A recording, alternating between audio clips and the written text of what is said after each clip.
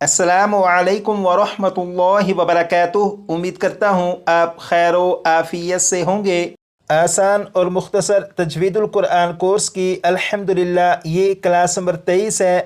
और आपको मालूम है कुरान पाक में मद दो तरह की होती है, एक ये वाली मद और दूसरी ये वाली मद। क्लास नंबर 21 में आप इस मद के बारे में पढ़ चुके हैं और क्लास नंबर 22 में इस मद के बारे में पढ़ चुके हैं, लेकिन इस मद के हवाले से कुछ वजाहत अभी रहती है। आज क्लास नंबर 23 में इसके बारे में मज़ीद पढ़ेंगे, लेकिन आज क्लास नंबर 23 का सबक पढ़ने से पहले इस मद के बारे में क्लास नंबर 21 में जो सबक पढ़ा था, पहले उस सबक की दोहराई कर लेते हैं ताकि उस सबक की बुनियाद पर आज के सबक को समझना आसान हो सके। क्लास नंबर 21 में आपने ये वाला सबक पढ़ा था, मद्दे मुत्तसिल, हरूफ मद्दा के बाद हमज़ा उसी लफ्ज़ में हो तो मद्दे मुत्तसिल होगा। मद्दे मुत्तसिल को 2 या अढ़ाई अलिफ की मिकदार तक खींचकर पढ़ेंगे। इस तमाम सबक को 3 मरतबा पढ़िएगा।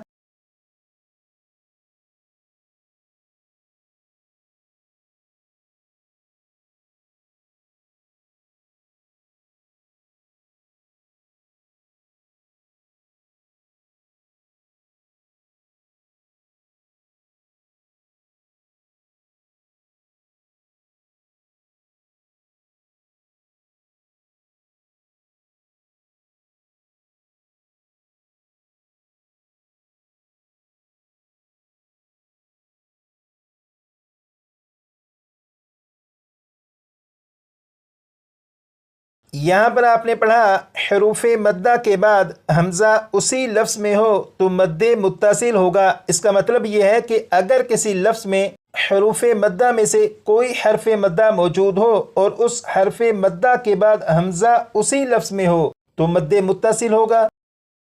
जैसे आप यहाँ पर देखें, ये जो लफ्ज़ है इस लफ्ज़ में अलिफ मौजूद है, अलिफ से पहले ज़बर भी है। जब अलिफ से पहले ज़बर है तो ये अलिफ अलिफ मद्दा हुआ। अलिफ मद्दा के बाद हमज़ा इसी लफ्ज़ में मौजूद है। जब अलिफ मद्दा के बाद हमज़ा इसी लफ्ज़ में है तो यहाँ पर मद्दे मुत्तसिल होगा। और ये वाली मद जो आप देख रहे हैं यहाँ पर, ये मद मद्दे मुत्तसिल की अलामत है। क्लास नंबर 21 में इस मद के बारे में जो सबक पढ़ा था अल्हम्दुलिल्लाह उसकी दोहराई कर चुके हैं। और क्लास नंबर 23 में जो सबक पढ़ना है अब उसकी तरफ चलते हैं। यहाँ पर देखें लिखा है मद्दे लाजिम, मद्दे लाजिम 6 मरतबा पढ़ेगा।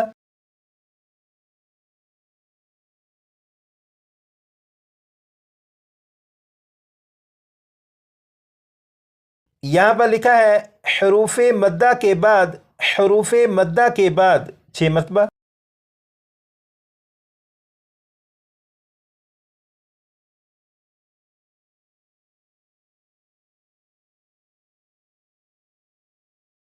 अब यहाँ से पढ़ेंगे सुकूने असली हो, सुकूने असली हो 6 मरतबा।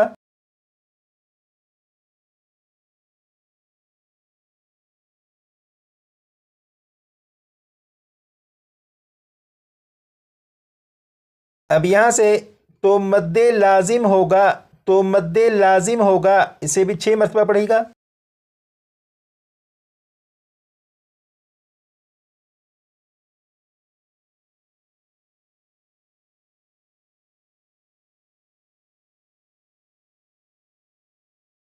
यहाँ पर लिखा है हरूफ मद्दा, और हरूफ मद्दा के बारे में यकीनन आपको मालूम है कि हरूफ मद्दा 3 हैं, अलिफ वाव या। यहाँ पर लिखा है सुकूने असली। पिछली क्लासों में आपने सुकूने असली के बारे में नहीं पढ़ा, लेकिन आज की क्लास में इसके बारे में पढ़ेंगे। यहाँ पर ये जो लिखा है सुकूने असली, इसमें से ये जो लफ्ज़ है सुकून, सुकून किसे कहते हैं पहले ये मालूम करेंगे। ये वाला सबक आप क्लास नंबर 4 में पढ़ चुके हैं। यहाँ पर देखें लिखा है इस अलामत को जज्म कहते हैं। इसका मतलब ये है यहाँ पर बा और बा के ऊपर ये वाली जो अलामत है इस अलामत को जज्म कहते हैं। अब आप यहाँ पर देखें लिखा है जज्म का दूसरा नाम सुकून है, जज्म का दूसरा नाम सुकून है। 6 मरतबा पढ़ेगा।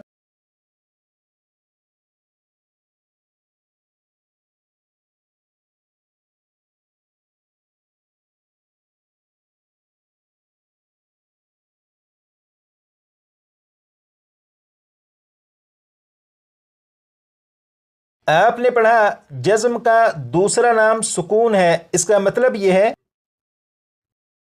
یہ جو علامت ہے یعنی جزم، اس جزم کا دوسرا نام سکون ہے، مطلب یہ کہ جزم کو سکون بھی کہتے ہیں۔ یہاں پر یہ جو لکھا ہے سکون، یقیناً آپ کو اس کے بارے میں معلوم ہو چکا ہے۔ یہاں پر با کے اوپر یہ جو علامت ہے یہ جزم بھی ہے اور اسی کو سکون بھی کہتے ہیں۔ یہاں پر لکھا ہے اصلی یعنی سکون اصلی، تو سکون اصلی کسے کہتے ہیں؟ اب اس کی طرف چلتے ہیں۔ اب آپ یہاں پر دیکھیں یہ جو لفظ ہے اگر آپ اسے پڑھیں تو یہ اس طرح پڑھا جائے گا، بسم اللہ الرحمن الرحیم، عن۔ اب آپ یہاں پر دیکھیں یہ جو لفظ ہے اس لفظ میں نون اور نون کے اوپر جزم ہے۔ اگر آپ اس لفظ کو پڑھیں چاہے وقف میں پڑھیں یا بغیر وقف کے پڑھیں، نون کے اوپر جو جزم ہے اس جزم کو دونوں حالتوں میں پڑھیں گے تو نون کے اوپر جو جزم ہے یہ تبدیل نہیں ہوگی، اور آپ کو معلوم ہے جزم کا دوسرا نام سکون ہے اور اسی کو سکون اصلی کہتے ہیں۔ اسی طرح یہ جو لفظ ہے اس لفظ میں میم کے اوپر جزم ہے۔ اگر آپ اس لفظ کو وقف کر کے پڑھیں یا بغیر وقف کے پڑھیں، دونوں حالتوں میں میم کے اوپر جو جزم ہے اسے پڑھیں گے، یہ تبدیل نہیں ہوگی، اور آپ کو معلوم ہے جزم کا دوسرا نام سکون ہے تو اسی کو سکون اصلی کہتے ہیں۔ اسی طرح یہ جو لفظ ہے اس لفظ کو بھی اگر آپ وقف کر کے پڑھیں یا بغیر وقف کے پڑھیں، دونوں صورتوں میں میم کے اوپر جو جزم ہے اسے پڑھیں گے، اسے تبدیل نہیں کریں گے، اور میم کے اوپر جو جزم ہے اس کا دوسرا نام سکون ہے اور اسی کو سکون اصلی کہتے ہیں۔ اور جزم کے بارے میں آپ نے کلاس نمبر 4 میں پڑھا تھا کہ جزم قرآن پاک میں 40,000 سے زیادہ مرتبہ ہے۔ اس کا مطلب یہ ہوا کہ یہ جو جزم ہے یعنی یہ جو سکون اصلی ہے، یہ سکون اصلی قرآن پاک میں 40,000 سے زیادہ مرتبہ ہے۔ یہاں پر لکھا ہے سکون اصلی، تو یقیناً سکون اصلی کے بارے میں آپ کو معلوم ہو چکا ہے کہ با کے اوپر یہ جو جزم ہے یہ سکون اصلی ہے۔ یہاں پر دیکھیں با کے اوپر تشدید ہے، اب اس کے بارے میں پڑھیں گے۔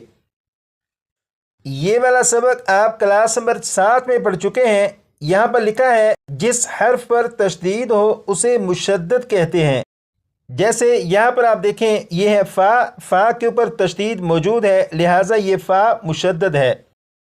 یہاں پر لکھا ہے مشدد حرف 2 حرف ہوتے ہیں، پہلا ساکن دوسرا متحرک۔ اس کا مطلب یہ ہے یہاں پر یہ جو فا ہے فا کے اوپر تشدید ہے، جب فا کے اوپر تشدید ہے تو یہ فا مشدد ہوا، جب یہ فا مشدد ہوا تو یہ فا ایک نہیں بلکہ یہ فا 2 مرتبہ ہے، پہلی مرتبہ فا ساکن، دوسری مرتبہ فا متحرک ہے۔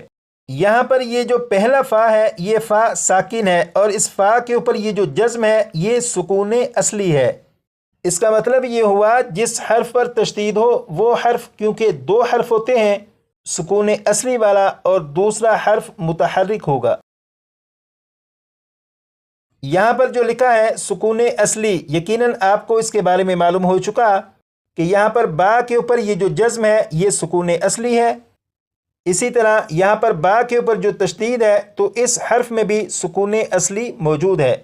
یہ جو قاعدہ آپ نے پڑھا تھا اب اس کے مطلب کو سمجھتے ہیں تاکہ معلوم ہو کہ اس میں بات ہو کیا رہی ہے۔ آپ نے پڑھا تھا حروف مدہ کے بعد سکون اصلی ہو تو مد لازم ہوگا۔ اس کا مطلب یہ ہے کہ اگر حروف مدہ میں سے کسی حرف مدہ کے بعد سکون اصلی آ جائے تو وہاں پر مد لازم کا قاعدہ ہوگا۔ جیسے یہاں پر آپ دیکھیں یہ جو لفظ ہے اس لفظ میں یہاں پر الف اور الف سے پہلے زبر ہے، جب الف سے پہلے زبر ہے تو یہ الف مدہ ہوا، الف مدہ کے بعد فا کے اوپر تشدید ہے، جب الف مدہ کے بعد فا کے اوپر تشدید موجود ہے تو اس کا مطلب یہ ہوا کہ یہاں پر الف مدہ کے بعد سکون اصلی ہے، لہٰذا یہاں پر مد لازم ہوگا۔ اسی طرح یہاں پر آپ دیکھیں الف سے پہلے زبر ہے لہٰذا یہ الف مدہ ہوا، الف مدہ کے بعد قاف کے اوپر تشدید ہے، جب الف مدہ کے بعد تشدید موجود ہے تو یہاں پر بھی اور یہاں پر بھی مد لازم کا قاعدہ ہوگا۔ اب آپ دیکھیں، آپ نے اس مد کے بارے میں پڑھا تھا کہ یہ مد مد متصل کی علامت ہے، لیکن یہاں پر یہ مد مد متصل کی علامت نہیں، بلکہ یہاں پر یہ مد مد لازم کی علامت ہے۔ یہاں پر بھی مد لازم کی علامت ہے۔ تو سوال یہ ہے کہ ایسا کیوں؟ تو اس کا جواب یہ ہے کہ اگر حروف مدہ میں سے کسی حرف مدہ کے بعد حمزہ اسی لفظ میں آ جائے تو یہ مد مد متصل کی علامت ہوگی، لیکن اگر حروف مدہ میں سے کسی حرف مدہ کے بعد سکون اصلی آ جائے تو پھر یہ مد مد لازم کی علامت ہوگی۔ تو امید کرتا ہوں کہ آپ کو اس مد کے بارے میں معلوم ہو چکا ہوگا کہ یہ مد کب مد متصل کی اور کب مد لازم کی علامت بنتی ہے۔ اس مد کی مزید کچھ وضاحت رہتی ہے، وہ کلاس نمبر 24 میں پڑھیں گے۔ تو آج کی کلاس میں یہ جو سبق پڑھا، اسے کم از کم 25 سے 30 مرتبہ پڑھ کر یاد کر لیجیے گا۔